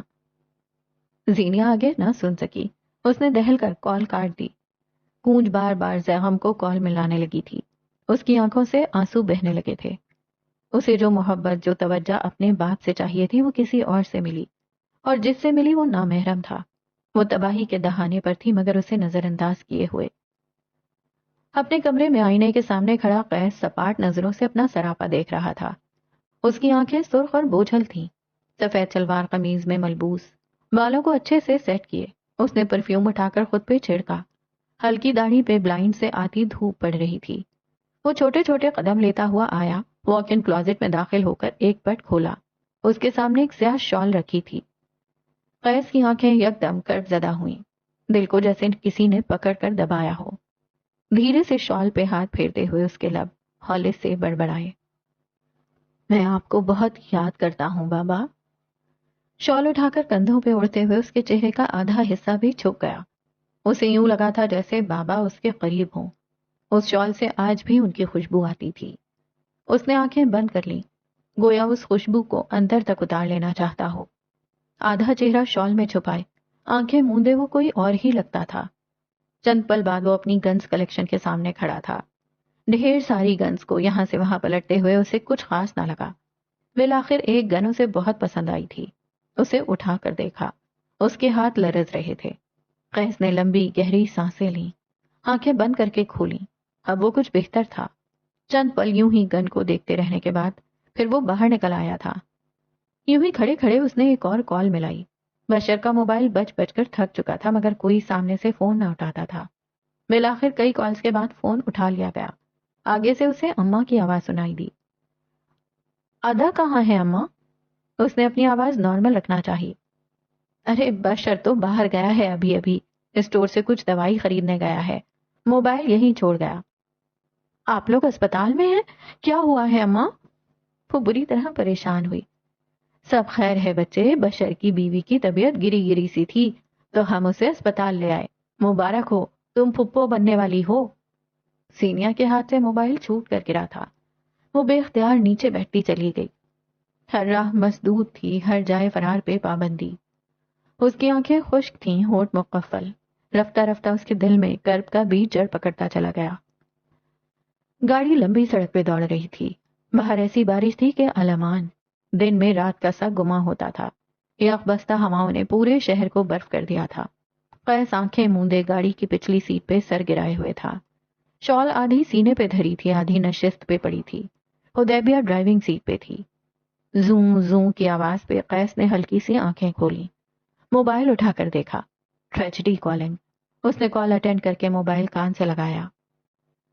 تم کہاں جا رہے ہو لوسیفر؟ پلیز رک جاؤ، میں آ رہا ہوں، ہم بات کرتے ہیں۔ مرنے والے واپس نہیں آتے، تم ان کی خاطر زندگیاں مت چھینو۔ زندگی میں پہلی بار اسے براق کی آواز نم لگی تھی، اس کا گلا بھاری ہونے لگا تھا۔ تم اپنے ساتھ ظلم کر رہے ہو، قاتل نہیں ہو تم۔ تم مجھے بچانا چاہتے ہو براق؟ ہاں میں چاہتا ہوں تم یہ مت کرو، اپنے ساتھ ظلم مت کرو قیس، پلیز تم اپنے ہاتھ سے نہ کرو۔ ٹھیک ہے پھر آؤ، میرے ہاتھ سے پستول لو اور تم اسے مار دو، میں بچ جاؤں گا۔ تم مجھے بچانا چاہتے ہو نا؟ اور پھر خاموشی چھا گئی۔ براق کچھ نہ بولا تھا۔ 5 منٹ بعد اس نے کال کاٹ دی تھی۔ قیس اذیت سے مسکرایا، پھر آگے کو ہو کر حدیبیہ کی پشت کو دیکھا۔ میں ٹھیک کر رہا ہوں نا حبیب؟ جن لوگوں نے آپ سے ٹھیک ہونے کا حق چھین لیا، ان سے زندگی چھیننا صحیح ہے۔ کیا تم چاہتی ہو میں پیچھے ہٹ جاؤں؟ وہ شاید رکنا چاہتا تھا۔ اگر آپ پیچھے ہٹیں تو گن میرے ہاتھ میں دے دیجیے گا۔ وہ شفاق تھی، حد سے زیادہ شفاق۔ چھت پہ برستی بارش میں زمین پر بیٹھی زینیا حاکم کی آنکھیں کسی غیر مرئی نقطے پہ جمی تھیں۔ جو ہوا تھا وہ نہیں ہونا چاہیے تھا۔ اگر اس کا رشتہ ابا بالات سے نہ کرتے تو یہ سب نہ ہوتا۔ اگر وہ عبداللہ کا انتظار کرتے یا پھر کم از کم اس سے اپنے ساتھ کی یقین دہانی کرواتے۔ فون کان سے لگائی بیٹھی کونج حاکم سن رہ گئی تھی۔ وہ کالج کے ماہانہ ٹیسٹ میں بری طرح فیل ہوئی تھی۔ ساری رات زیغم سے فون پہ باتیں کرنا، کلاس میں سوتے رہنا اور باقی کا سارا دن اس کی گئی باتیں سوچنا اور رات ہونے کی بے قراری میں گزارنا۔ کیا اسے واقعی لگا تھا کہ کوئی نامحرم اس کی زندگی کو پرسکون بنا دے گا؟ وہ جلدی سونے کا نہیں کہتی تھی کیونکہ اسے لگتا تھا وہ جھڑکی جائے گی۔ وہ بحث نہیں کرتی تھی کیونکہ اسے زیغم کی ناراضگی کا ڈر تھا۔ وہ کبھی گھر آتا، ملنے والے سے باہر ملاتا تو وہ منع نہیں کرتی تھی کیونکہ اسے لگتا تھا وہ اس پہ ہاتھ اٹھائے گا۔ حاکم نواب نے اسے ایجی بنا دیا تھا۔ تم خوش نہیں ہو بشر؟ عروج نے اسے اداس دیکھ کر پوچھا تھا۔ وہ جب سے اسپتال سے آیا تھا یوں ہی چپ چاپ سا تھا۔ اگر تم کہو تو ہم یہ بچہ ابورٹ، اگر دوبارہ ایسا سوچا بھی تو میں تمہاری جان لے لوں گا۔ وہ ایک دم اتنی سختی سے بولا کہ عروج سہم سی گئی۔ جاؤ جا کر سو جاؤ، وہ کسی قدر سنبھل کر بولا۔ عروج جانے لگی تو بشر نے اس کا ہاتھ پکڑ کر روکا۔ چند پل اسے دیکھتا رہا، پھر اس کا ہاتھ آنکھوں سے لگایا، لبوں سے چھوا اور پھر ماتھا اس کے ہاتھ پہ ٹکا دیا۔ عروج کو اپنا ہاتھ گیلا محسوس ہوا مگر وہ کھڑی رہی۔ بشر کبھی کبھی تو اس کی طرف قدم بڑھاتا تھا۔ میں ناخوش نہیں ہوں، اس کی آواز گیلی تھی۔ میں ناشکر بھی نہیں ہوں، میں ڈر گیا ہوں۔ میں حاکم نواب جیسا نہیں بننا چاہتا، میں باپ بننے سے ڈرتا ہوں۔ وہ میرے ابا ہیں، میں ان کی عزت کرتا ہوں۔ اس نے لب بھینچ لیے۔ آنسو اس کی آنکھوں سے اب بھی بہہ رہے تھے۔ لیکن ابا غلط تھے۔ ابا نے ساری زندگی غلط فیصلے کیے۔ ہم بہن بھائیوں کو مارا، ڈرایا، محبت توجہ نہیں دی، ہم پہ اپنے فیصلے تھوپے۔ ابا نے ہم سب کو تباہ کیا۔ میں اپنی اولاد کے لیے ڈر گیا ہوں۔ وہ ماتھا اپنی بیوی کے ہاتھ پہ رکھے کمزور پڑ رہا تھا یا پھر مضبوط بننے کی مشق کر رہا تھا۔ مجھے ڈر لگتا ہے۔ ابا سے چاہے جتنی محبت کر لوں، میں ابا سے نفرت بھی کرتا ہوں۔ مجھے ڈر لگتا ہے میرے بچے مجھ سے نفرت کریں گے۔ مجھے حاکم نواب بننے سے بہت ڈر لگتا ہے۔ عروج بس خاموشی سے اس کے بالوں پہ ہاتھ پھیرتی رہی۔ کہنے کو کچھ تھا ہی نہیں، تسلی بیکار تھی۔ گھر کا سربراہ مرد ہوتا ہے اور سربراہ کا ایک فیصلہ تباہ بھی کر سکتا ہے اور آباد بھی۔ حاکم نواب کے فیصلوں نے ان کی اولاد کو تباہی کے دہانے پر لا کھڑا کیا تھا۔ گاڑی جہاں رکی وہ ایک غیر آباد سی جگہ تھی۔ جلی ہوئی فیکٹری کے اندر سے کسی کی چیخو پکار کی آواز آتی تھی۔ قیس گاڑی سے اتر کر اندر گیا۔ بڑا سا دروازہ تالے سے بند تھا۔ حدیبیہ نے تالا توڑا اور وہ دونوں اندر داخل ہوئے۔ جو کوئی بھی اندر تھا کسی کے آنے کی آواز سن کر خاموش ہو گیا تھا۔ قیس نے اپنے سامنے دیکھا، اس کے سامنے ایک مرد کھڑا تھا۔ 50 کے ہندسے کو چھوتا، مضبوط جسامت اور خوبصورت نقوش کا حامل مرد۔ قیس کو دیکھ کر وہ رک سا گیا۔ لانگ ٹائم ماموں، وہ طنز کر رہا تھا۔ سامنے کھڑا مرد سانس نہیں لے سکا۔ وہ اسے پورے 14 برس بعد دیکھ رہا تھا، یوں اپنے سامنے کھڑے۔ اسے اپنی آنکھوں پہ یقین نہ آیا۔ دل نے بے اختیار اسے چھو کر دیکھنے کی خواہش کی تھی۔ کچھ لمحات آپ کی زندگی کے ایسے لمحات ہوتے ہیں جن میں آپ سٹک ہوتے ہیں، جنہیں آپ نے اتنی بار تصور کر لیا ہوتا ہے کہ جب وہ واقعی آپ کے سامنے ہو تو آپ کا جسم کسی قسم کا رد عمل نہیں دیتا۔ محبت بھرا خوف، ہاں شاید یہی الفاظ اس لمحے کو لفظوں میں سمیٹ سکیں۔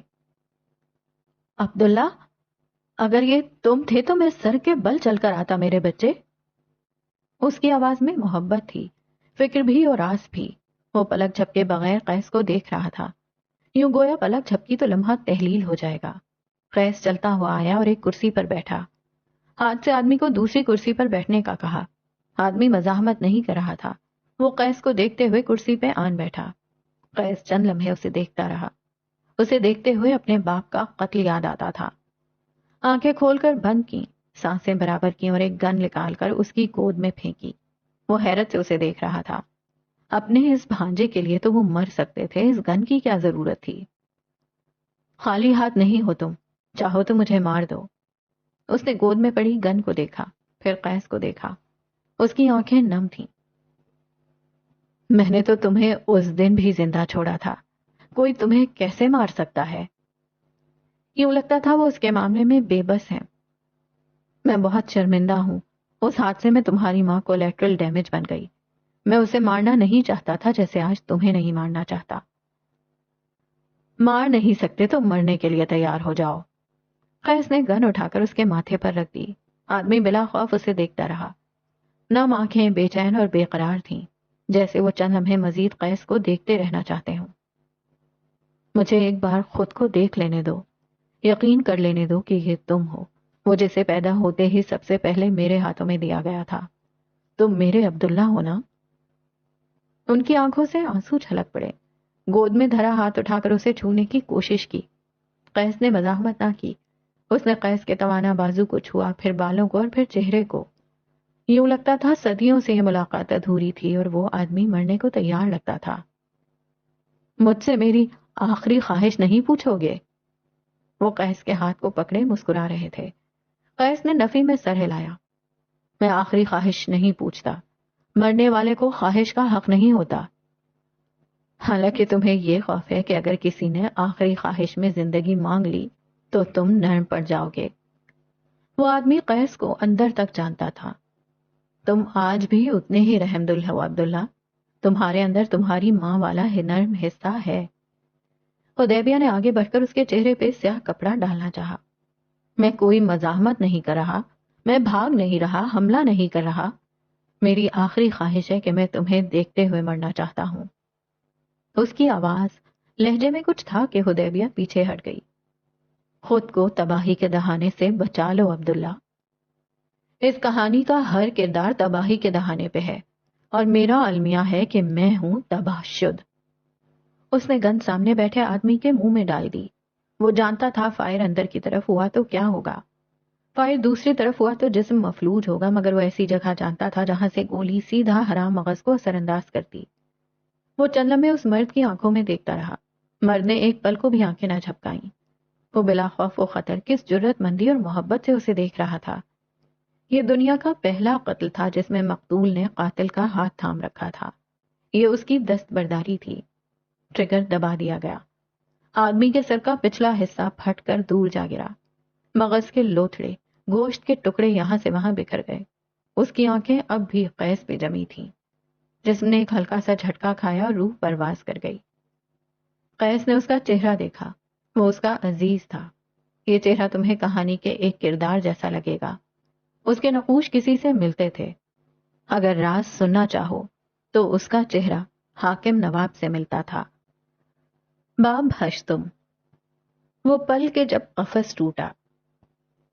اہل جہاں میں ساتھ کہیں بیٹھے تھے کچھ یار کبھی، افسردہ بے بس دل گرفتہ پرنم لاچار، ہر ایک کے تھے دکھ گئی، سب نے دیکھ رکھے تھے سکھ کبھی۔ میرے محفل نے پھر بات چھیڑی، گویا درد کی بیتی رات ادھیڑی، چمگویاں ہوئیں کئی، بیان ہوئی پھر بربادیاں کئی۔ ہر ایک تھا قفس کے جالے میں، ملک الآفات تھا گویا سرہانے پہ۔ مجھ سے چھوٹے دوست سبھی، میں تھا آفت جب ہی روٹھے تعلق سبھی۔ عین جوانی میں کھوئی محبت، پھر پڑا میں بری صحبت۔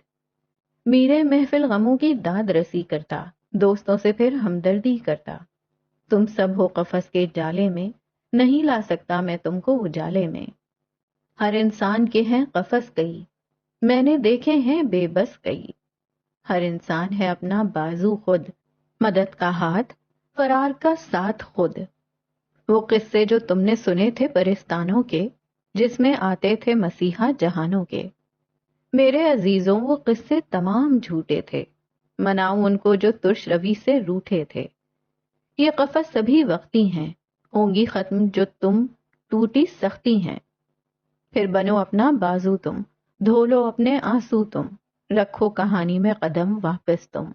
جہاں تم ہو شہزادے، تم ہو ملکہ، تم ہی آسیب اور تم بے عیب۔ چڑھاؤ چہرے پہ مکھٹ کئی، بناؤ پھر پہچانے کئی۔ بہاؤ خوف آج سبھی، یہ پل ہے جب قفس ٹوٹے گا۔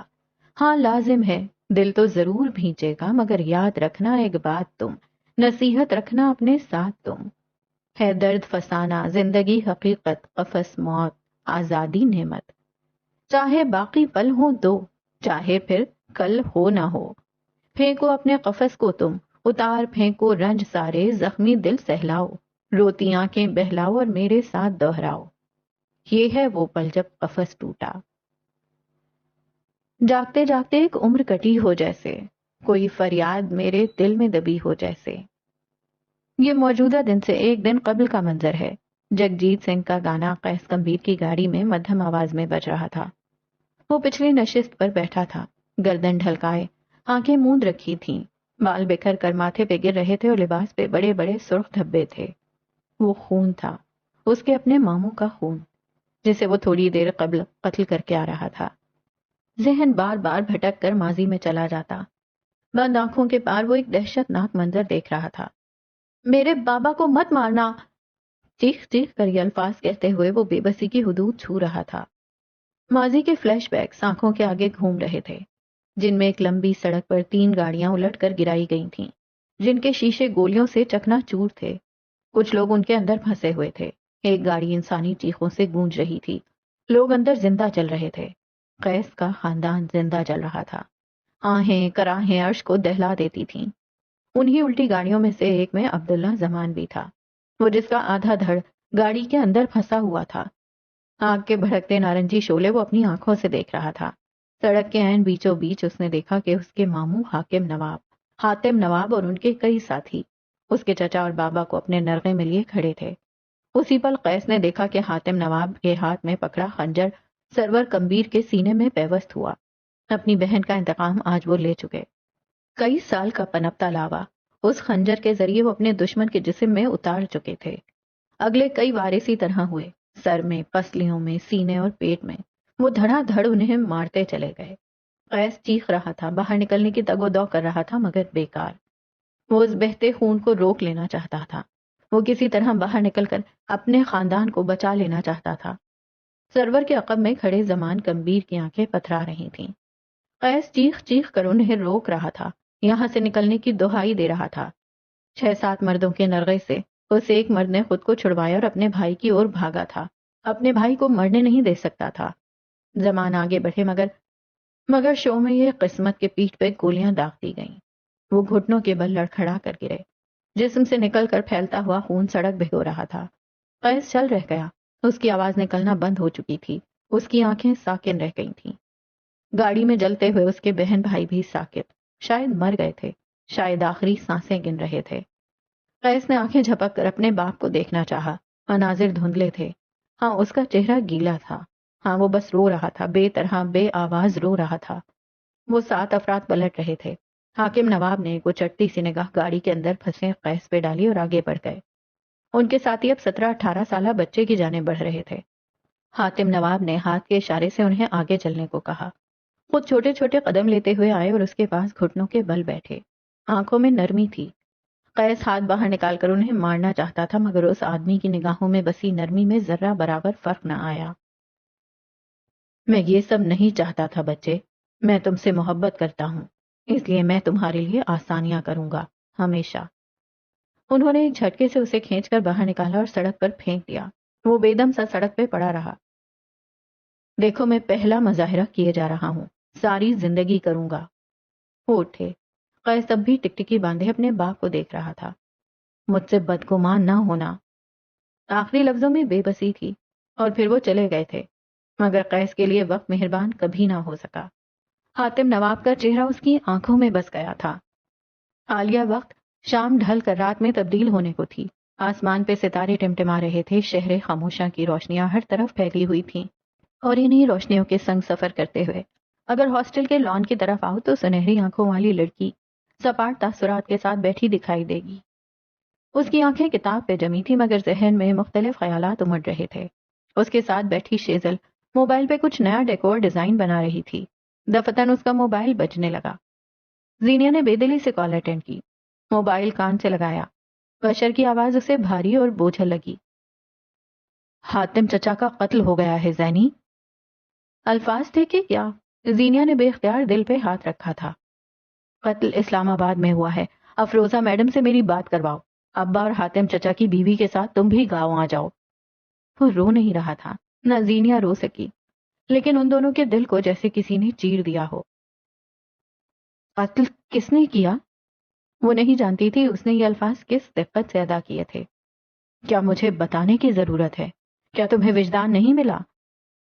نہ جانے کیوں مگر وہ تلخ ہوا۔ زینیا کے دل کو دھکا سا لگا تھا۔ اس کا فون والا ہاتھ بے دم ہو کر گرا۔ بشر کال کاٹ چکا تھا۔ اس کی آنکھوں کے گوشے بھیگنے لگے۔ یہ تم نے کیا کر دیا عبداللہ؟ یہ تم نے کیا کیا؟ تم اپنے ساتھ اتنے ظالم کیوں بن گئے ہو؟ تم ہمارے ساتھ اتنے ظالم کیوں ہو؟ اس کی آنکھوں سے آنسو نکلے۔ اسے چچا یاد آئے۔ جب ابا جھڑک دیتے تھے تب چچا انہیں پیار دیتے تھے۔ عبداللہ اور اس کے رشتے پہ سب سے زیادہ خوش وہی تھے۔ وہ زینیا اور عبداللہ کے رشتے کو روحوں کا تعلق بتاتے تھے۔ وہ اس طرح جا نہیں سکتے تھے۔ اس نے گردن جھکا دی، آنسو بہہ رہے تھے، لب پھڑپھڑا رہے تھے۔ تم ایسا کیسے کر سکتے ہو عبداللہ؟ یہ تم نے کیا کر دیا؟ یہ میں نے کیا کر دیا؟ اس نے پٹ سے آنکھیں کھولی۔ میں ایسا کیسے کر سکتا ہوں؟ بے چینی۔ اس نے بے اختیار اپنا سینہ مسلا، پھر چہرے پہ آیا پسینہ صاف کیا۔ اس کا سارا جسم کانپنے لگا تھا۔ اسے خوف آ رہا تھا۔ اللہ مجھے معاف نہیں کرے گا حبیب۔ اسے رنج ہوا۔ ایک ہاتھ بری طرح کانپ رہا تھا۔ اسے پینک اٹیک ہوا تھا۔ اسلام قتل کا بدلہ قتل کہتا ہے، تسلی دی گئی۔ قیس کو سکون نہ آیا۔ اسے واقعی سکون نہ آ سکا۔ اسے اللہ سے ڈر لگ رہا تھا۔ اسے قتل، خون سے ڈر لگ رہا تھا۔ اسے مرنے سے بھی ڈر لگا تھا، کیونکہ مرنے کے بعد ابدی زندگی تھی اور وہاں کے صلے آپ کے اعمالوں کے مطابق ہونے تھے۔ گاڑی اب قیسم کے باہر آ کر رکی تھی۔ پارکنگ میں گاڑی لے جاتے ہوئے اسے قیس کی آواز سنائی دی، گاڑی واپس موڑو، مجھے یہ پلز اٹھا کر دو۔ اس نے بے حد پریشانی کے عالم میں اسٹوریج باکس کی جانب اشارہ کیا۔ بارش دوبارہ برسنے لگی تھی۔ بارش کی موٹی موٹی بوندیں شیشے پہ پھسل رہی تھیں۔ ادیبیہ نے بغیر کچھ کہے گاڑی دوسری طرف موڑ دی۔ دوا کی شیشی اٹھا کر اسے تھمائی۔ قیس نے کانپتے ہاتھوں سے 3 گولیاں ہتھیلی پہ رکھیں۔ اس کی آنکھیں سرخ پڑ رہی تھیں، جسم پسینے سے تر اور دل پوری طرح گھبرا رہا تھا۔ 3 گولیاں پھانک کر اس نے پانی کی بوتل منہ سے لگائی اور غٹاغٹ سارا پانی پی گیا۔ شرٹ کے اوپری بٹن کھول دیے۔ یہ میں نے کیا کر دیا؟ اسے گلٹ ہوا تھا۔ میں ایسا نہیں تھا، او خدایا میں ایسا نہیں تھا۔ وہ پچھلی نشست پہ لیٹ گیا، گھٹنے سینے سے لگا لیے، بازو اپنے گرد پھیلائے۔ اس کی آنکھوں سے چند موٹے موٹے قطرے ٹوٹ کر گرے۔ جانے یہ گلٹ تھا، دکھ یا پھر خوف۔ باس آپ آرام کرنا چاہتے ہیں تو کمبیر محل چلیں؟ اس نے موڑ کاٹتے ہوئے پوچھا۔ کوئی کمبیر محل میں آرام کیسے کر سکتا ہے حبیب؟ میں وہاں ایک بسمل ہوں۔ اس کی آواز دھیمی پڑ گئی، گیلی آنکھیں غنودگی میں جانے لگیں۔ دل کی دھڑکن معمول پہ آئی اور اگلے چند پلوں میں سکوت تھا۔ وہ سکڑا سمٹا سا سو رہا تھا، چہرہ بھیگا ہوا تھا۔ وہ بس سو رہا تھا، اسے سونا تھا، اور حدیبیہ گاڑی کو نہ جانے کن کن راستوں پہ گھماتی رہی۔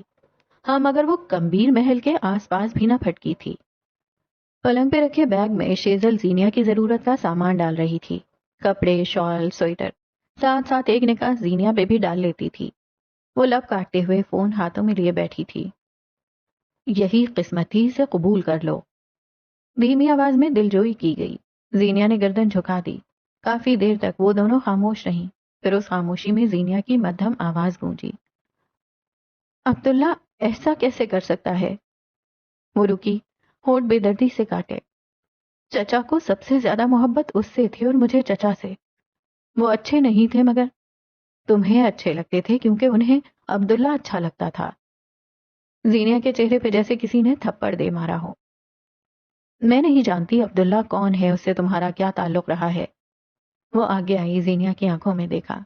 میں بس اتنا جانتی ہوں کہ وہ جو کوئی بھی تھا، اسے تمہارے دل پہ حکمرانی رہی ہے۔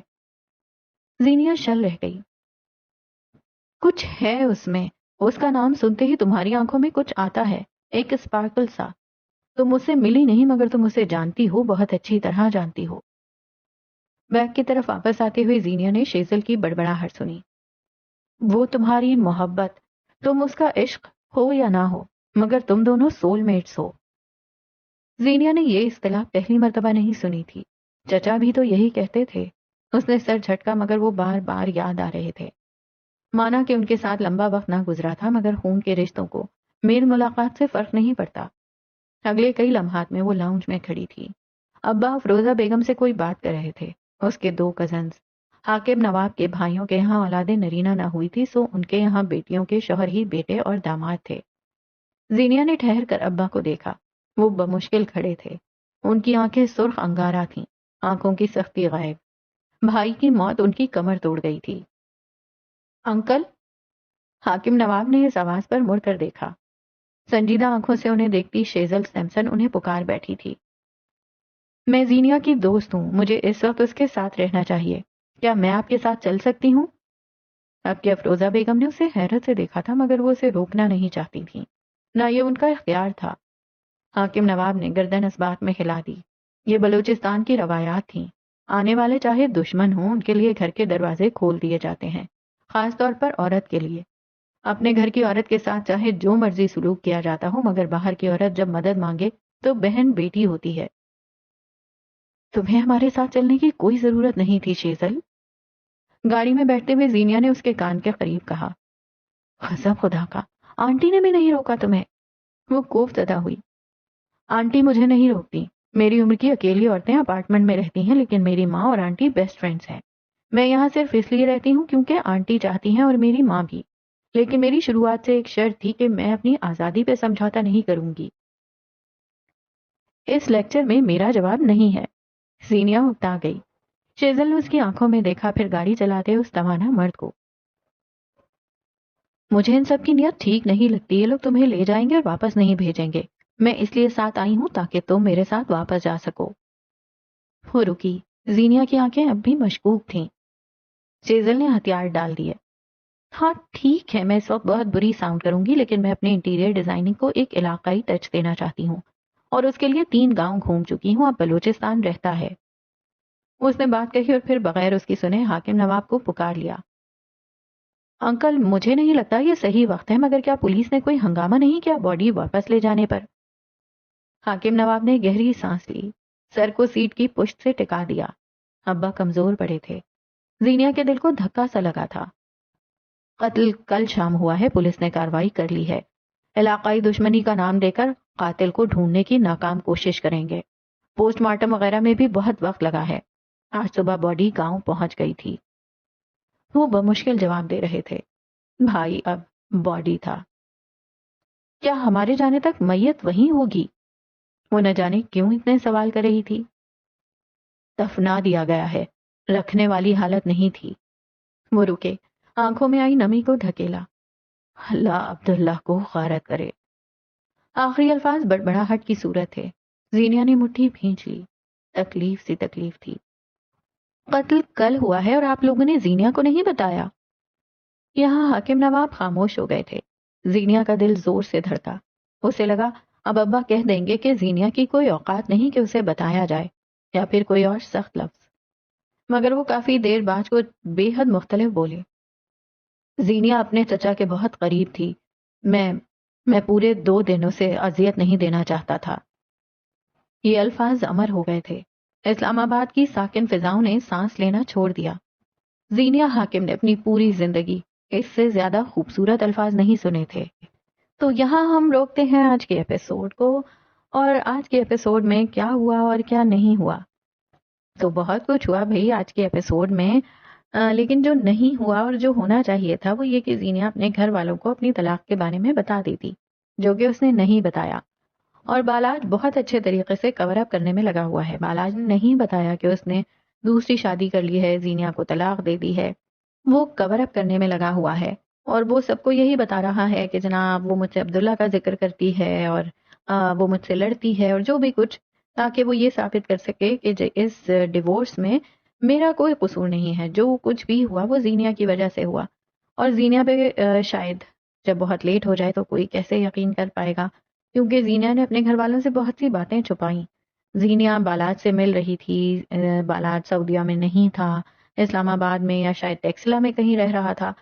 یہ سب کچھ زینیا کو پتا تھا، لیکن زینیا نے اپنے گھر والوں کو نہیں بتایا، اپنے بھائی کو نہیں بتایا۔ تو یہ کچھ چیزیں ہیں جو زینیا کے لیے نیگیٹو ہو سکتی ہیں، اور مجھے لگتا ہے ہوں گی۔ لیکن جو سب سے بڑا نیگیٹو ہوا ہے وہ ہوا ہے عبداللہ کے لیے۔